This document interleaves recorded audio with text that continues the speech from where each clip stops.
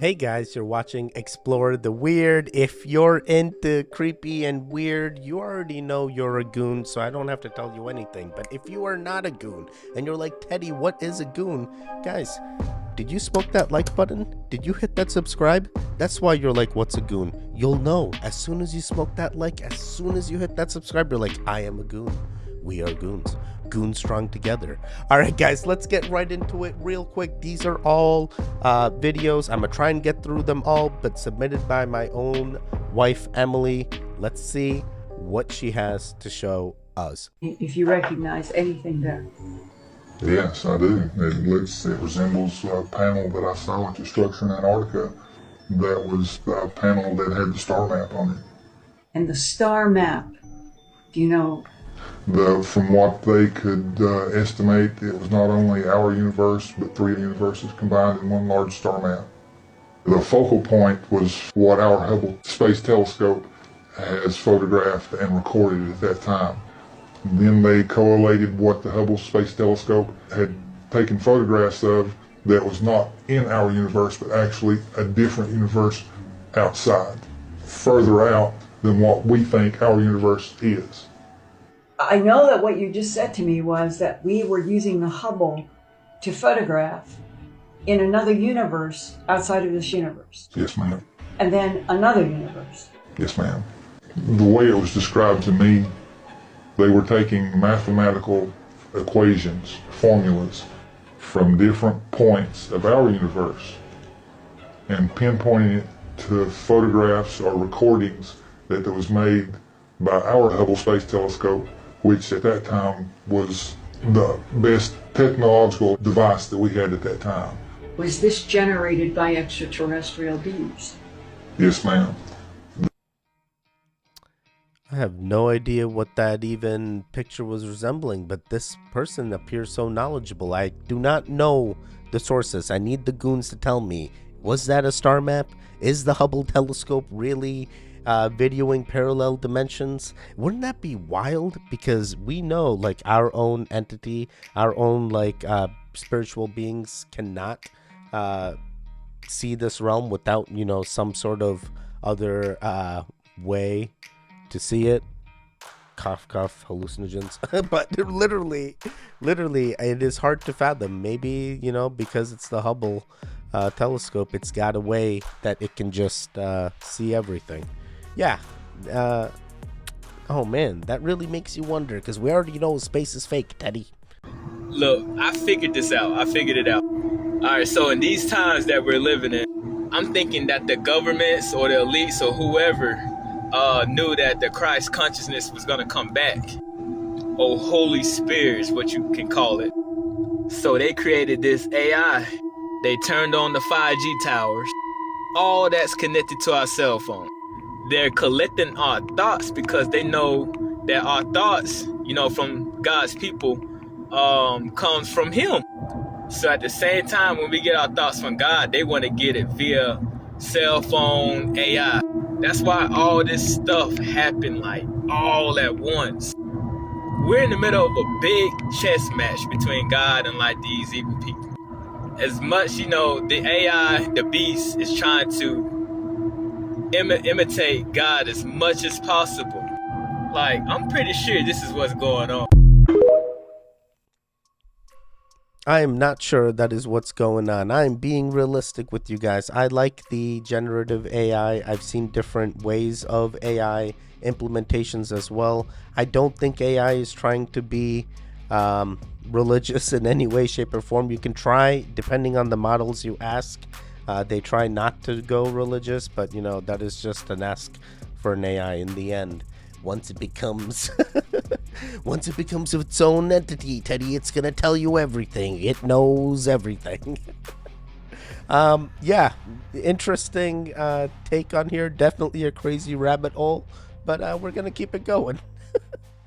Heard about the aliens that contacted us in 1981 trying to tell us how to stop reincarnating as humans over and over and over again? You're foolish. That's what I thought too.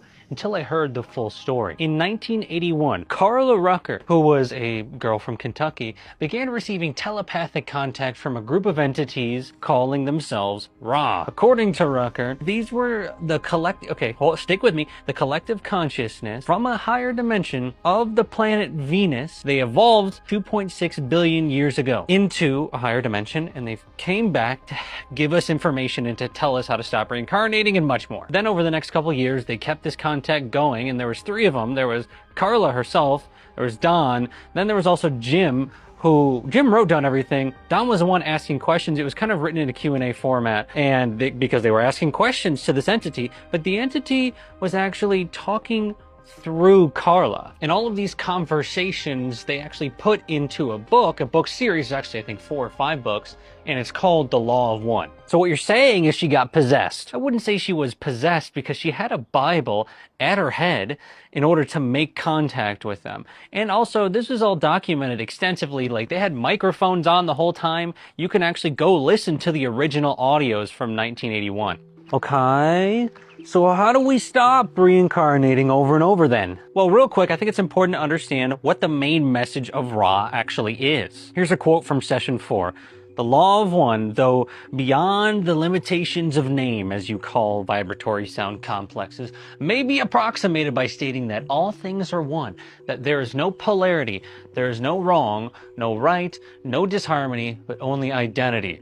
All is one, and that one is love light, or light/love, the infinite creator. So it's about everything being God. Kind of, but it's not a religious book at all. In the book, it actually says that it doesn't matter if you know about the book, The Law of One, and if you don't even know about what the Law of One actually is. That's fine. The only thing you need to do to move on is you need to love and be in service to others. Like get to heaven? Not in the traditional sense at all. In the Law of One philosophy, there are 7 major densities in our universe. Think of them as different thresholds that have been separated off, but they're just different vibrational pockets in which different bodies can exist. Another way to think about it is, think about the ocean. When you go down in the ocean, you need to have a specific body in order to go far enough down.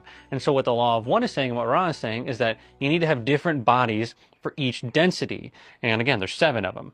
7 major ones, that is. So then reincarnation is kind of like just playing the game of different bodies with different experiences. So how does loving others get you to a higher density? Well, according to what they're telling us, it's actually just math. If you're more than 50% in service to others, then you'll move on in the positive polarization from this 3rd density to 4th density. But there's also the option to move on negatively, which means you're according to Law of One, 95% or more in service to yourself. So there really is negative entities. Oh my god. This is an interesting way. Densities. Man, Carla and, Don, they all telling us all these crazy things, and we just blindly take their word for it. Reincarnation, I'm not trying to go religious, but they mentioned Ra.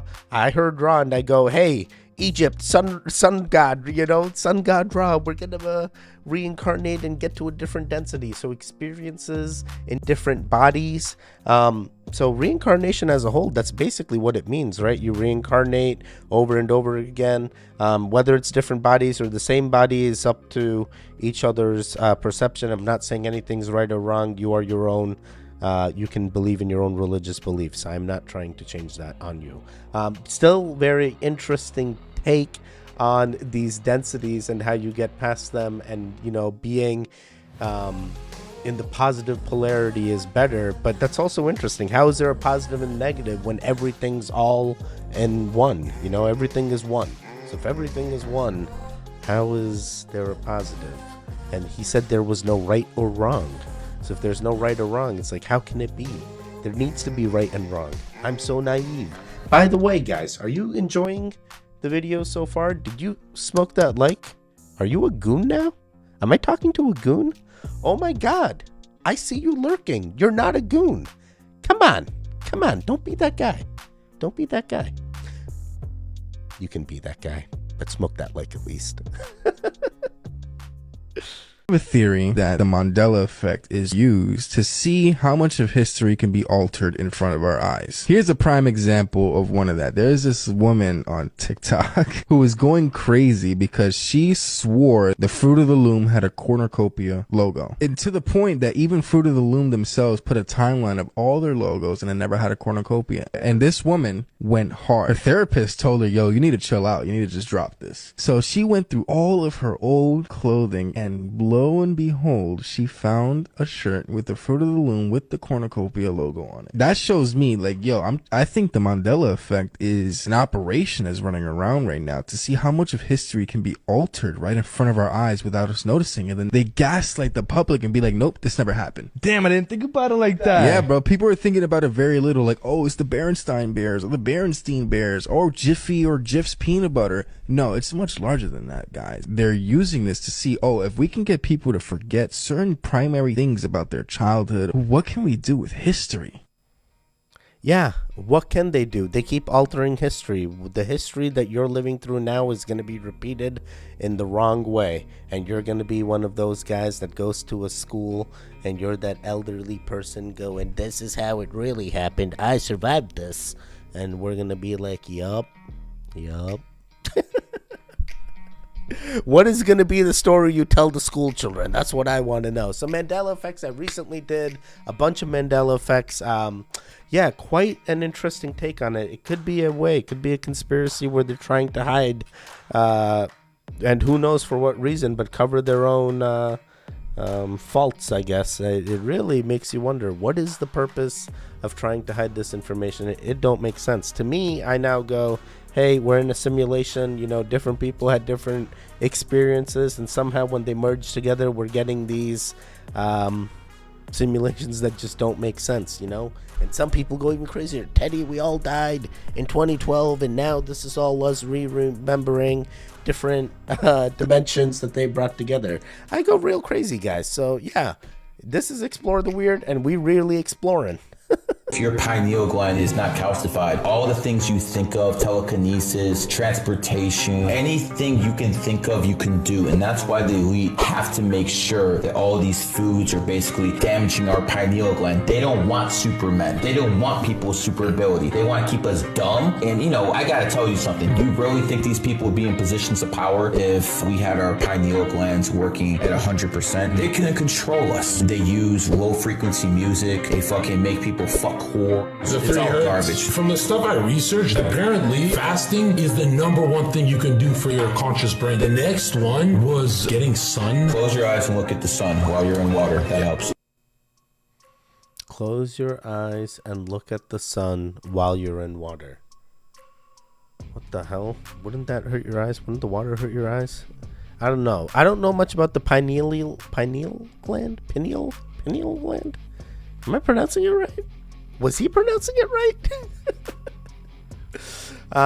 Yeah, I don't even know that it could even get calcified. I don't know how to make things levitate. Any goons out there that know how things to make them levitate? Is it because you're eating better than us? Like, what are you doing that's different? I've heard there's monks in Tibet that can levitate. I always wonder, I'm like, how? What is is it the air? Are there true airbenders out there? I'm so excited for Avatar: The Last Airbender. ADHD kicking in real strong. All right. Yeah, interesting. Let's go. Let's keep it going here. Pineal gland.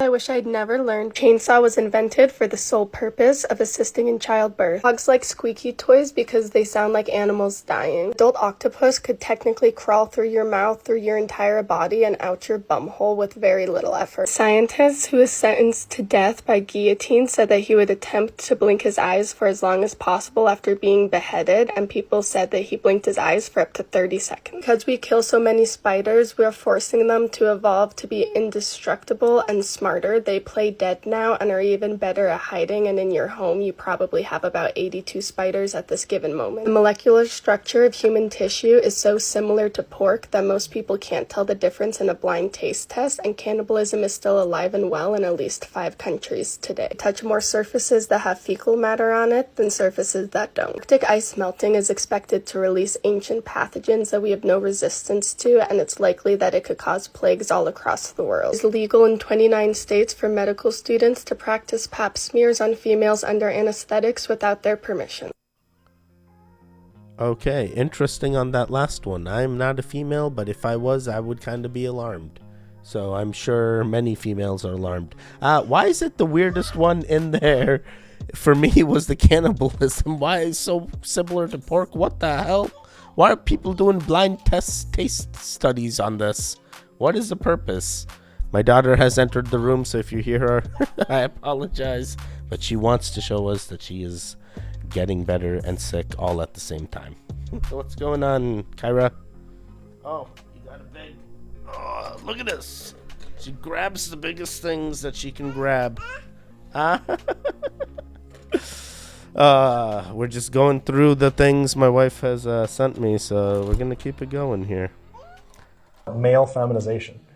Whenever you're adding all these chemicals, atrazine is the big one that's often studied. It's a herbicide. It's the second most used herbicide in North America. I don't know if you've heard of atrazine. Right. Yeah, it's in the drinking water. Totally illegal in Europe, by the way. They don't even allow it in Europe. It's crazy. And in America, it's the second most used after glyphosate. But they'll call it male feminization. You give these animals atrazine exposures, and they're equal exposures to a lot of Americans. And like, for example, if you have a frog and you've got him in 200 nanograms per deciliter of atrazine, 200, that male frog turns female. Now you've got a female frog. But it's not just atrazine, because now you got the plastic water bottles. Oh, and you've got all this fragrance and all these parabens, you're rubbing it on your skin. Your skin is absorbing all this stuff. Oh, and now you've got like sunscreen chemicals, right? We haven't even talked about that, but oxybenzone in sunscreen, by far the most widely used chemical in sunscreen. That's an estrogen endocrine disruptor. It acts like estrogen in your body. And they did a study, after I published my book, they did a study with oxybenzone, and one application of sunscreen, just one, 7 days later, it was above the government's safety limits in people's blood. And that's just an adult with one application of oxybenzone. And some people are putting it on their kids like 5 days a week, and like putting it on their face with these like personal care products that brag about like keeping your face protected from the sun. Look at that.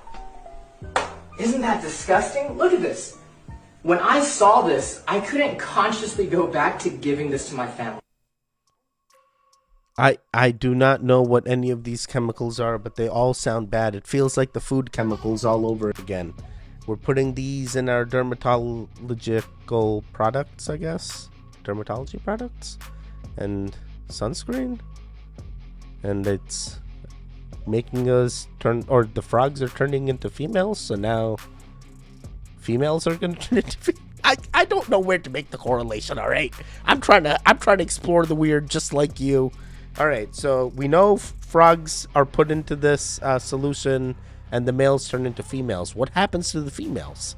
Do the females turn into more females? What's going to happen to the humans? How much of this do we need to rub on ourselves? Like, is this the thing that's going to save? Wait. We're going to keep it going. There is way too many questions here. Oh my God, my mind is blown. This car. Okay, the building is perfectly fine. We got a concrete parking lot, right? I mean, even the trees are still good. And yet we got this guy. I mean, this car is melted, bro. This thing got absolutely melted. I mean, there's nothing. Someone probably threw that water bottle in there, but look at this thing, man. Now talk to me, people. Somebody, not a conspiracy theorist, but somebody that understands something about fires. Tell me, in the midst of this fire, is there an ember that's big enough that could float over here, incinerate this car, melt it, and nothing else around it? I don't think it was moved here, right? I don't think it was moved here. That's just tripping me out. How did it catch fire? What happened? I don't even see flame marks back there. I see marks here, brown, black. You can see it happened here, right? But But how? And why is this building fine? And how does it catch fire surrounded by it's the same thing I've been showing you before. I just don't get any answers from anybody that make any sense, other than everyone trying to throw me under the bus. Curious again, how did this little lot here catch fire? Trilogy is right next door. It appears to be in good shape. The sticker or the placard says, you know, structure is okay, but then you got this situation next door where everything is just melted. Again, maybe there was some kind of, you know, I don't know. Why is all this on fire? Or why did it all, there's not even a structure here. But again, I don't know. Just piles of ashes of stuff that was clearly made out of some kind of tin foil or metal or something. I don't know, the metal really took a hammering on this fire. If you were metal, I mean wood, you're kind of good, right? Wood, yeah, you're not too bad. You're metal, you're done. Drywall is good. This structure here has got wood on it, propane tanks next to it. It looks perfectly fine. But this stuff next door, whatever it was, gone. This, gone. So maybe someone can find an old, you know, an old Google Earth photo, and because you can still see the scorch marks on the building. Okay, so how'd this thing catch fire? Scorch marks, right? It was definitely burning right here. Just a random car fire? Random truck fire? I don't know, man. I don't know, you tell me. Last time I showed this to the world, I got in so much trouble. You know, I'm a bad guy because I'm showing the world like melted stuff. Again, maybe I'm just an amateur. Maybe you're a fireman out there, a fire marshal or an arsonist specialist or some kind of government official that says, hey, Eric, this is how it works. There's these large embers that just fly around and just randomly car bomb, you know? Okay, I'd probably believe you. But that there's nothing else around here that could have caught it on fire. There's the propane tank, it's still good. But look at this. Whoop. Fire didn't come from here. This is a big concrete ditch. Now this was on fire down below. You can see this is scorched. So the fire went along here, but not a lot of fuel. So what caused these buildings, these particular buildings, to go up? I don't know the answer.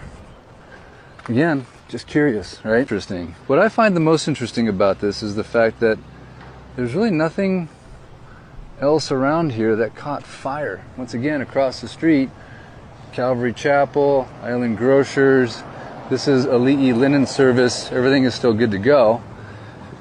And yet these buildings are completely, utterly gone. The shell. That is weird. Yeah, very sad what happened in Hawaii there, and very interesting points, because we've seen other videos from forensic fire experts that have told us, hey, yeah, the way the fire travels doesn't add up, and this guy just pointing out elements of that makes you wonder. I don't know what the explanation is. He's on the ground. Is this really in Hawaii?